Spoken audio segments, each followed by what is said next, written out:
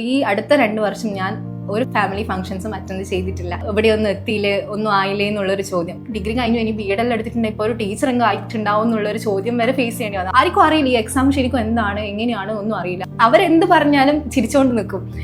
Means അത്രയേ ഉള്ളൂ. നമുക്ക് വേറെ ഒന്നും അവരുടെ അടുത്ത് എക്സ്പ്ലെയിൻ ചെയ്യാനൊന്നും പറ്റൂല. 50 ഹാൾ ടിക്കറ്റ് അടക്കം എൻ്റെ വീട്ടിൽ ഞാൻ ഇപ്പോഴും സൂക്ഷിച്ചു വെച്ചിട്ടുണ്ട്. ഇത്രയും നാളും പിടിച്ചു നിന്ന് ഇപ്പം എൻ്റെ ഡ്രീം ജോബായ CGL auditor CGDM ministry of ഡിഫൻസിൽ എത്തിച്ചേർന്നിരിക്കുന്നു. MTSന്റെ റിസൾട്ടാണ് ആദ്യം വന്നത്. അതിൽ എൻ്റെ പേര് കണ്ടു. അതേ ദിവസം ഒരു 12 മണി 12:15 CGLന്റെ റിസൾട്ട് പെട്ടെന്ന് അന്ന് എന്നെ പബ്ലിഷ് ചെയ്തത്. ഫോൺ ഞാൻ ഏട്ടൻ്റെ അടുത്ത് കൊടുത്തു. ഏട്ടാ എനിക്ക് CGL ജോലി കിട്ടി. ഞാൻ അവൻ്റെ കൈ പിടിച്ച് ഞാൻ പറഞ്ഞു, ഏട്ടാ എൻ്റെ 4 കൊല്ലത്തെ കഷ്ടപ്പാടാണ് ഇപ്പം എൻ്റെ CGL ഈ പേര് വന്നിട്ട് കണ്ടത്. ഞാൻ ഉറപ്പായിട്ട് സജസ്റ്റ് ചെയ്യും മിറാണ്ട റൈസ് കണ്ണൂർ. ഈ ഒരു ഇൻസ്റ്റിറ്റ്യൂഷൻ സ്റ്റുഡൻസിന് വേണ്ടിയിട്ട് കൊടുക്കുന്ന ആ ഒരു എഫേർട്ടും ഒക്കെ ഞാൻ നേരിട്ട് കാണുകയാണ്.